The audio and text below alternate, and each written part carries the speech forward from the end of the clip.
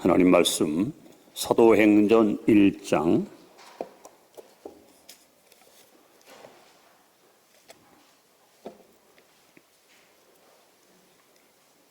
4절 5절 신약 187면입니다. 사도행전 1장 4절 5절 두 구절입니다. 우리 한 목소리로 합독하겠습니다. 사도와 함께 모이사 그들에게 분부하여 이르시되 예루살렘을 떠나지 말고 내게서 들은 바 아버지께서 약속하신 것을 기다리라. 요한은 물로 세례를 베풀었으나 너희는 몇 날이 못되어 성령으로 세례를 받으리라 하셨느니라. 아멘. 좋습니다. 항상 성령 충만하시 바랍니다. 인사합시다.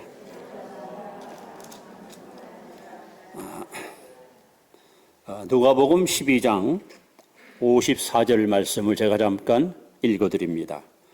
또 무리에게 이르시되 너희가 구름이 서쪽에서 이는 것을 보면 곧 말하기를 소나기가 오리라 하나니 과연 그러하고 남풍이 부는 것을 보면 말하기를 심히 더우리라 하나니 과연 그러하니라.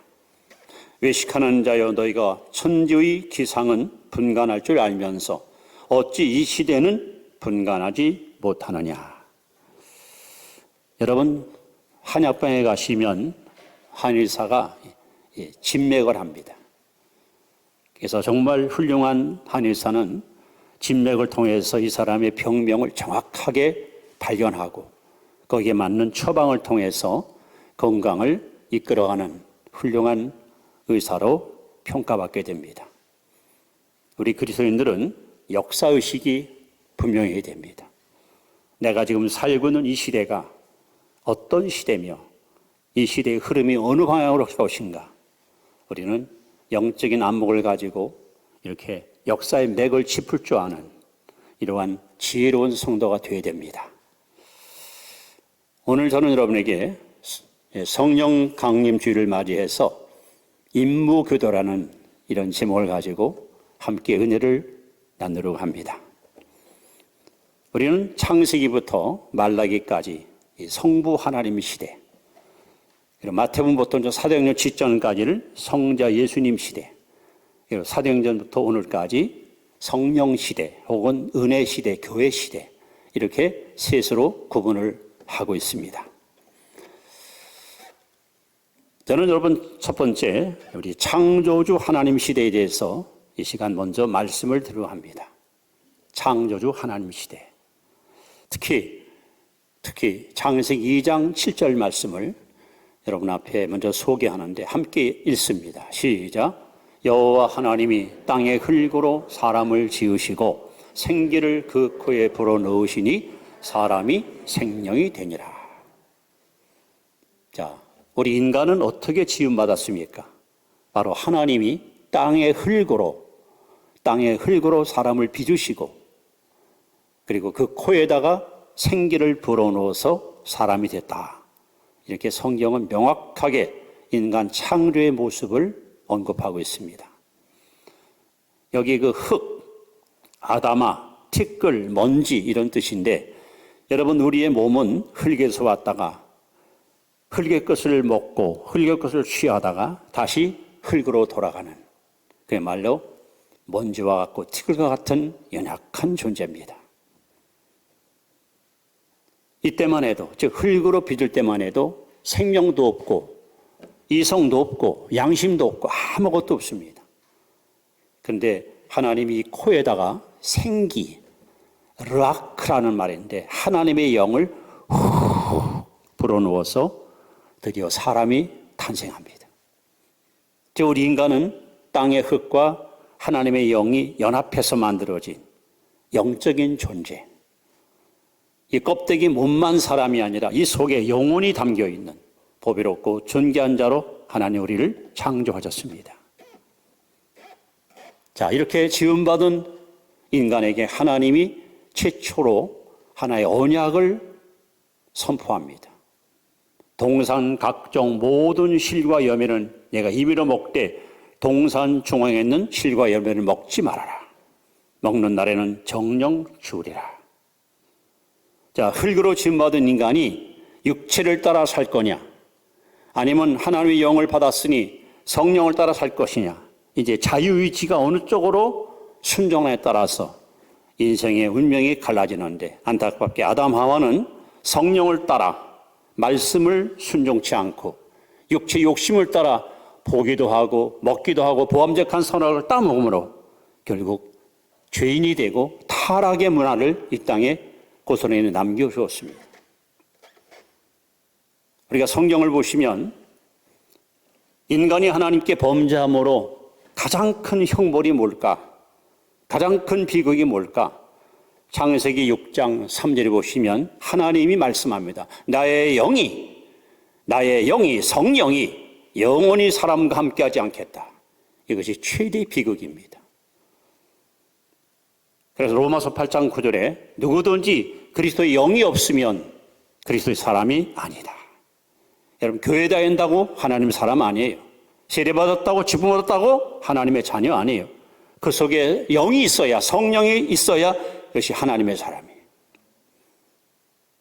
그래서 구약 4,000년 동안 특정한 사람, 선지자, 제사장 혹은 왕, 이런 몇몇 사람들에게만 성령이 임하여 그들을 하나님의 도구로 주님을 쓰셨고, 일반인들은 성령과 아무 상관없이 육체 욕심을 따라 그렇게 인생을 살아왔고 파멸을 자초했던 것이 성경의 역사입니다.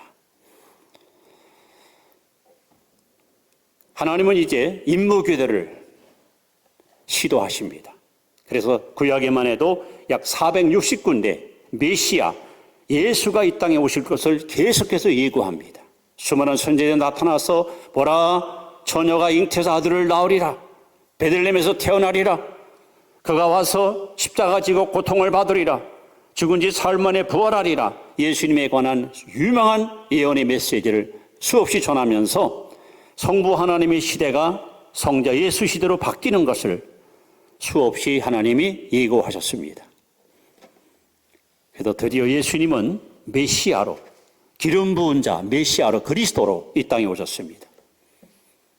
그분은 2000년 전 선지자로서 오면 하늘의 비밀의 말씀을 제자들과 백성들에게 열심히 가르쳤고, 지금은 하나님 보좌 우편에서 제사장으로 저와 여러분을 위해서 기도하고 계십니다. 장차 그분은 왕중의 왕으로 인류를 심판하기 위해서 이 땅에 재림하십니다. 그분은 바로 그리스도, 메시아, 기름 부은 바로 우리의 구원자이십니다. 여러분, 사람을 하나님 처음 지을 때 이게 흙으로 빚었기 때문에 우리 인간은 연약합니다. 깨지기 쉽고 더러워지기 쉽고 부패하기 쉽고, 이 형편없는 연약한 존재예요. 그래서 하나님은 저와 여러분을 향해서 갈라디아서 5장 16절에 너희는 성령을 따라 행하라. 육체의 소욕은 성령을 거스리고 성령의 소욕은 육체를 거스리려는 이들이 서로 대적함으로 너희는 것을 하지 못하게 한다 그랬습니다. 그런데 안타깝게도 아담 하와는 성령을 따라 살지 않고 말씀을 따라 순종하지 않고 육체 욕심을 따라 선악과를 따먹음으로 우리에게 엄청난 죄의 빛을 안겨주고 결국 이 구약 4,000년 동안 하나님이 없는 무익한 인생을 살아왔던 것이 세계 역사의 흐름이었습니다. 이제 두 번째, 우리 구세주 예수님 시대에 대해서 말씀을 드립니다. 자, 사도행전 우리가 읽은 본문 말씀을 다시 한번 보시기 바랍니다. 자, 시작. 데오빌러여, 내가 먼저 쓴 글에는 무릇 예수께서 행하시며 가르치심을 시작하신부터 그 택하신 사도들에게 성령으로 명하시고 승천하신 날까지를 기록하느니라. 여러분, 사도행전을 기록한 저자가 의사 누가예요. 여기서 내가 먼저 쓴 글, 이것은 바로 누가복음을 말하는 거예요. 여러분, 누가복음 보면 예수님 탄생 기사가 잘 나와 있어요. 그분이 어떻게 태어나서 어떻게 사시다가 어떻게 죽으시고 승천하시고 승천한가, 이걸 잘 기록했거든요. 그래서 바로 오늘 본문의 말씀이 그겁니다. 예수님의 일생을 여기다가 언급하면서 바로 예수님이 바로 우리의 구세주로 오셨다는 것을 여기 상기시키고 있습니다. 자, 예수님은 어느 날 갑자기 어느 누구의 후손으로 온 것이 아닙니다. 갈라디아 4장 4절에 보시면 때가 참에 하나님께서 여자의 후손으로 예수님을 이 땅에 오게 했다. 즉 하나님의 때, 하나님의 계획과 섭리 가운데 예수님은 이 땅에 오셨는데, 여러분 우리가 예수님을 잘 알아야 될 이유가 뭐냐? 예수님처럼 그렇게 살아야 되고, 예수님은 그렇게 여러분 죽어야 되고, 저는 그렇게 여러분 부활하는 것이 하나의 본보기로 주님 우리에게 샘플로 보여준 거예요. 여러분 예수님 어떻게 여러분 태어났습니까? 성령으로 잉태했습니다. 우리도 마찬가지입니다. 성령으로 거듭나지 않고는 어느 누구도 절대로 천국에 갈 수가 없습니다. 반드시 거듭나야 됩니다. 또 예수님이 세례받을 때 성령이 임했습니다. 오늘 우리에게도 이 성령 충만함이 항상 필요합니다. 예수님이 광야에서 마귀와 싸울 때 성령이 이끌려서 믿음으로 승리하셨고, 이제 성령의 권능으로 돌아와서 주옥 같은 하나님 나라의 진리의 말씀을 백성 앞에 선포하여 가는 곳마다 수많은 영혼을 살리는 능력의 구주로 역사하셨습니다. 그렇다면 우리에게도 예수님처럼 성령으로 우리가 거듭나고 성령이 이끌려서 하루하루 믿음으로 사는 삶을 사는 것이 예수님 우리에게 본보기로 보여준 거예요. 그런데 예수님의 출생과 그분의 사역은 우리하고는 굉장히 의미가 다릅니다. 저와 여러분과 온 인류는 아담의 후손, 즉 남자의 씨앗으로 이 땅에 태어났지만 예수님은 여자의 후손으로 오셨습니다. 즉 그분만이 죄가 없습니다. 그분만이 순결하고 깨끗한 영혼과 육체를 지니고 계십니다. 그 예수님이 이 땅에 오신 목적이 뭡니까? 짧은 3회, 즉 33년 짧은 생애 살면서 주님이 이 땅에 와서 하시고 싶은 그분의 위대한 사역이 뭔가? 그 이름 속에 예수님의 생애의 모든 것이 고스란히 담겨 있습니다. 마태복음 1장 21절에 아들을 낳으리니 그 이름을 예수라 하라. 이는 그가 자기 백성을 죄의 죄에서 구원할 자십니다. 즉 죄인을 구원하기 위해서 예수는 이 땅에 오셨습니다. 죄인을 구원하는 길은 오직 하나밖에 없습니다. 죄인을 위해서 대신 죽어야 됩니다. 그런데 그 죽는 제물이 죄가 없으면, 죄가 있으면 우리의 죄를 대속할 수가 없어요. 죄가 없어야 깨끗한 제물이 돼야만 우리의 죄를 사유할 수 있습니다. 그래서 히브리 9장 22절에 피 흘림이 없은즉 죄 사함이 없느니라. 나의 죄를 씻기는 예수의 피밖에 없습니다. 베드로전서 2장 24절에 친히 나무에 달리사 그 몸으로 우리 죄를 담당하셨으니 이는 우리로 죄에 대하여 죽고 의에 대하여 살게 하려 하심이라. 여러분 누가 시킨 것이 아니고 누가 강요한 것이 아니라 예수님은 스스로 십자가를 선택하셨고 친히 나무에 달리셨고 그 몸으로 우리 죄를 다 끌어안고 다 척결해 주시고 해결해 주었습니다. 그리고 예수님은 십자가 위에서 외쳤습니다. 다 이루었다. 너의 죄값을, 원죄, 자범죄, 너의 추억과 더러운 모든 죄값을 내가 다 갚았다. 내가 다 지불했다. 그 순간 우리는 지긋지긋한 죄의 노예로부터 자유와 해방을 얻게 되었습니다. 이 예수님은 크게 두 가지 우리에게 놀라운 약속을 말씀하셨습니다. 첫째 약속은 요한복음 14장 12절.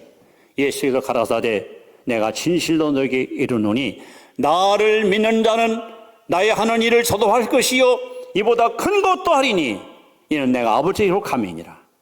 여러분 예수 믿는 사람은 예수님보다 더 큰 일을 할 수 있다고 주님 약속했습니다. 그리고 오늘 사도행 1장 4절 5절에 사도와 같이 모이사 저에게 분바여 가라사대 예루살렘을 떠나지 말고 내게 들은 바 아버지 약속하신 것을 기다리라. 요한은 물로 세례를 베풀었으나 너희는 몇 날이 못되어 성령으로 세례를 받으리라. 이것이 주님이 이 땅에서 마지막 남긴 유언입니다. 유언. 그러면서 예수님은 제자들에게 이렇게 말씀합니다. 내가 너희를 떠나라는 것이 유익하다. 제자들은 천년만년 예수님이 같이 있기를 원했지만 오히려 예수님은 아니다. 난 떠나야 된다. 내가 가야 보혜사가 오신다. 왜 그럴까요? 여러분, 예수님 육신을 입고 있기 때문에 시간과 공간의 제한을 받아요. 제자들이 그분을 만나려면 그분을 모시든지 계신 곳을 찾아가야만 만날 수 있어요. 그런데 이제 예수님은 성령으로 이 땅에 오셔서 온 지구 안에, 온 우주 안에 안 계신 곳이 없어요.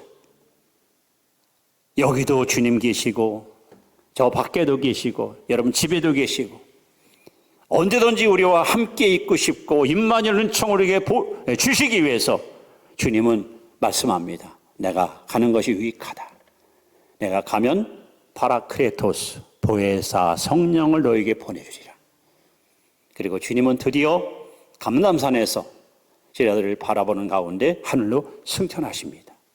이것이 바로 두 번째 예수님의 소위 그 역사의 모습입니다. 이제 세 번째 우리가 오늘 강림주일날 배워야 될 교훈입니다. 세 번째, 능력의 주 성령 시대에 대해서 말씀합니다. 자, 너무 잘 아는 말씀이지만 우리 한 번 더 이 말씀을 입술로 한번 심차게 외쳐보십시다. 시작. 오직 성령이 너에게 임하시면 너희가 권능을 받고 예루살렘과 온 유대와 사마리아와 땅끝까지 이르러 내 증인이 되리라 하시니라. 자, 성부 하나님이 성자 예수님에게 바톤을 이어주시고 이제 성자 예수님이 성령께 임무 교대를 시켜놨고요. 드디어 이제 성령께서는 오늘 구원받은 여러분들을 이 시대에 하나님의 뜻을 이루는 일꾼으로 쓰시려고 여러분을 능력 있는 지혜의 증인 삼으시려고 이 시간 성령께서 우리 가운데 역사하고 계십니다. 오늘 예수님께서 제자들에게 신신당부합니다. 떠나지 마라. 예루살렘을 떠나지 말라. 그리고 약속한 것을 기다리라. 왜 그랬을까요? 왜 제자들에게 예수님께서는 절대 여기서 떠나지 말아라. 그리고 기다려라. 왜 이걸 신신당부하실까요? 여러분, 마틴 루터의 말처럼 우리는 구원받은 죄인이에요. 비록 하나님의 자녀가 됐고 예수 믿고 살지만 여전히 우리는 죄질 가능성, 아니 유혹에 쉽게 무너지고 흔들릴 수 있는 가능성을 항상 안고 있어요. 왜 그럴까요? 우리 속에는 원죄의 뿌리가 여전히 여러분 여기 살아 있습니다. 조금만 여러분이 믿음이 병들고 신앙이 좀 퇴보가 되면 우리는 주저앉고 나눌 수 있는 연약한. 자, 이제 오늘 강림주일을 맞이해서 우리가 진짜 들어야 될 귀한 말씀입니다. 사도 바울은 로마서 7장에서 지금 여러분들이 겪고 있는 영적 갈등에 대해서 마치 대변인처럼 자신의 경험을 이렇게 고백합니다.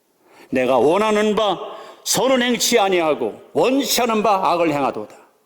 우리가 교회 와서 예배 드려요, 말씀 들어요, 은혜 받아요, 감동 받아요. 아, 맞아, 이렇게 살아야지. 하나님 감사합니다, 은혜 받았습니다. 작심 3일이에요. 이젠 작심 3시간이야. 금방 집에 가서 혈기 부리고 욕심 부리고 누가 잘렸다면 배 아파 시기 부리고 옛 성품, 옛 기질을 못 버려가지고 비참하게 무너지고 쓰러지는 이런 연약성을 우리는 수없이 되풀이하고 살아왔습니다. 바울의 말처럼 원하는 바 선은 행치 않고 원치 않은 악을 행하는 거예요. 바울이 깨달은 것이 있습니다. 로마서 7장 21절에 바울은 이렇게 고백합니다. 내가 한 법을 깨달았으니 곧 선을 행하기 원하는 나에게 악이 함께 있는 것이라. 여러분, 우리가 거듭나면 우리 옛사람, 옛성품 속에 새 사람이 들어와요. 그럼 여러분 안에는 옛사람, 아담의 사람과 예수의 사람, 새 사람, 이게 같이 공존합니다. 이 둘이 매일 싸웁니다. 여러분이 매일 기도하고 말씀 따라 순종하면 영이 살아나고 믿음이 든든하기 때문에 문제가 없는데 예배 소홀히 하고 말씀 기도 생활 멀리하면 육은 강해지고 영이 약해지니까 우리는 또 죄짓고 또 쓰러지고 또 무너지는 비참한 실패를 수없이 경험합니다. 오늘 바울이가 고백합니다. 선을 하기를 원하는데 내 속에 악이 있다는 거, 악. 이 악이라는 단어가 카콘이라는 말인데, 카콘. 여러분, 로마에서 사형수를 사형시킬 때 제일 두렵고 무서운 형벌이 뭔지 압니까? 이 사형수 옆에다가 시체를 갖다 묶어 놓는 거예요. 여기 누웠다는 말은 같은 말이에요. 그러면 이 사형수의 몸이 서서히 썩기 시작합니다. 썩어요.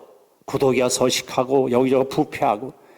그럴 때 막 바울이가 로마서 7장 24절에 고백하잖아. 오라 나는 곤고한 자로다. 누가 사망의 몸에서 나를 건져내란 말이야. 이 탄식이 나오는 거예요.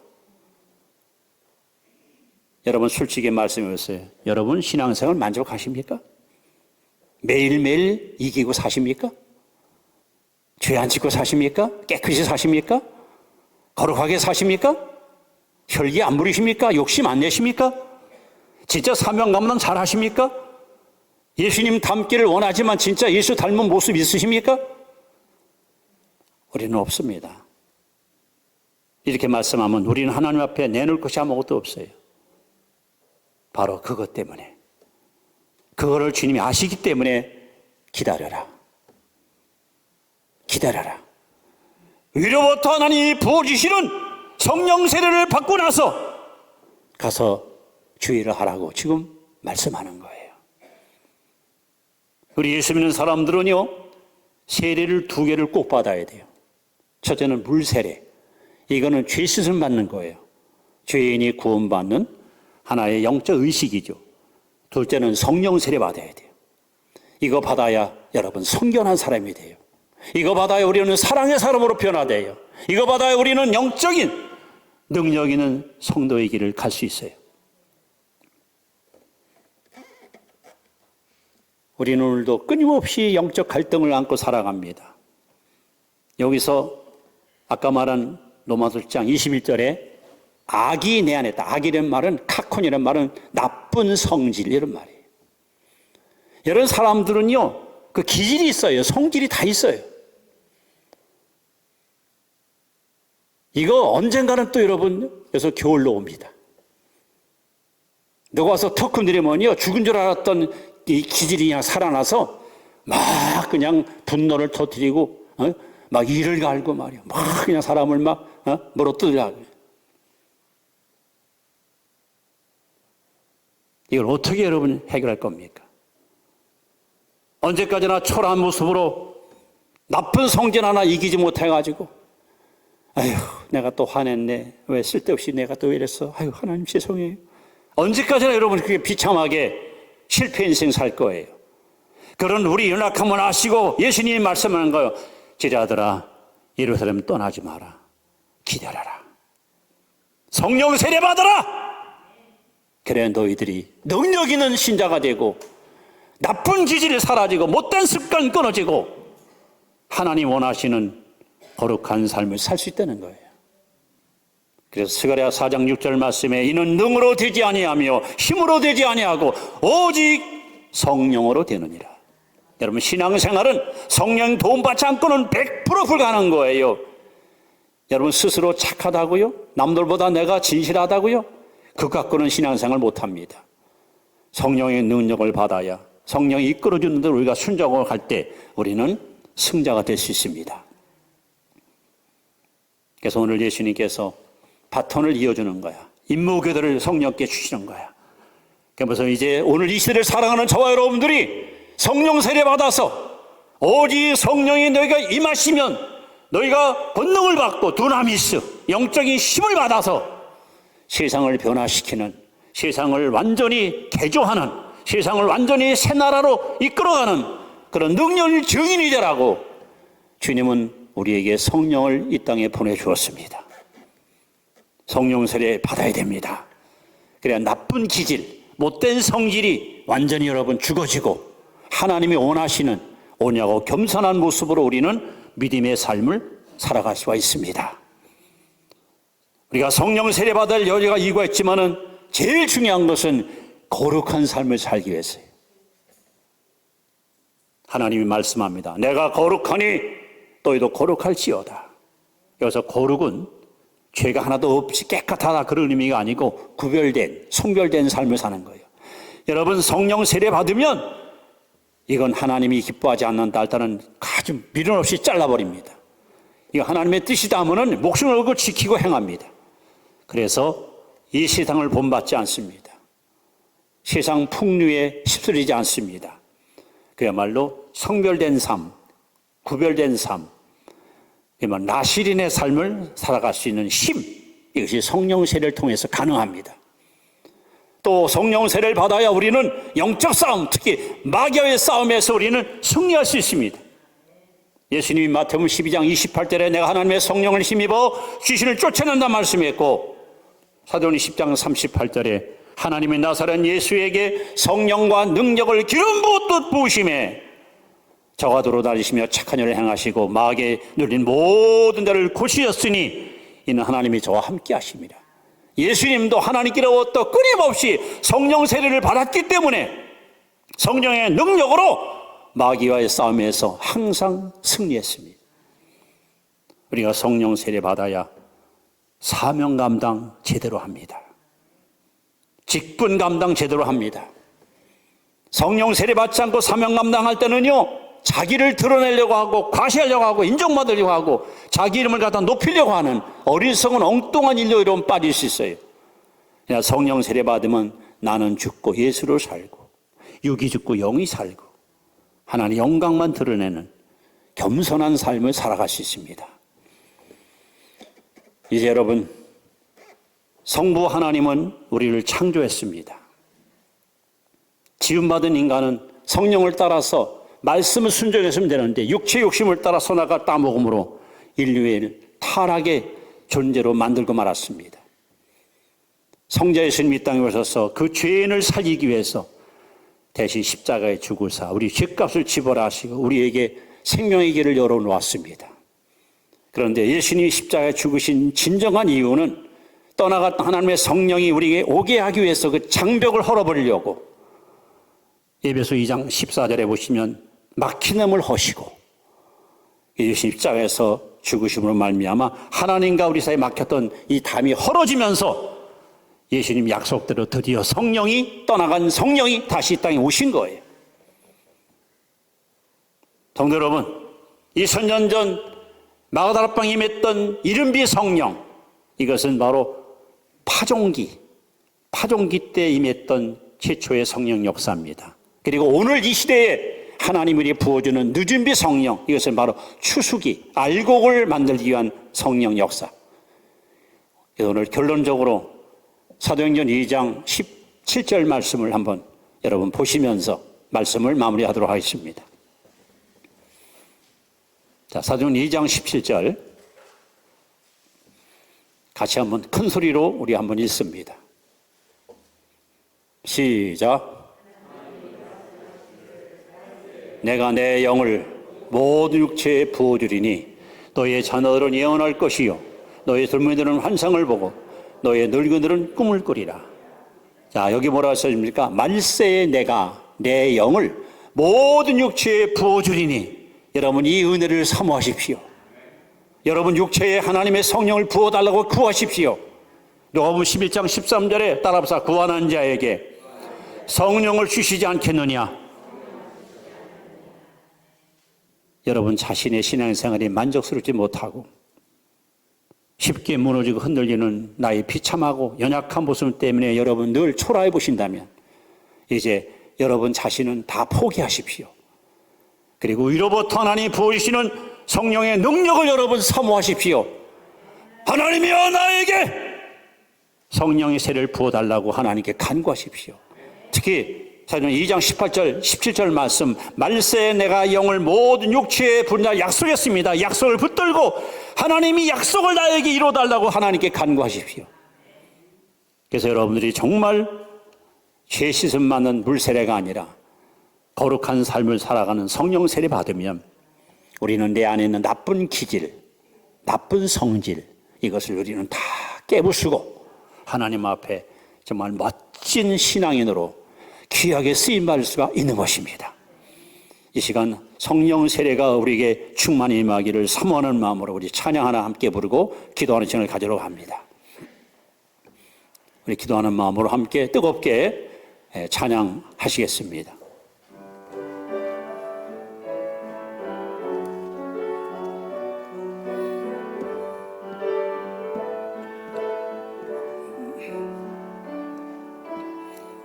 오소서 진리의 성령님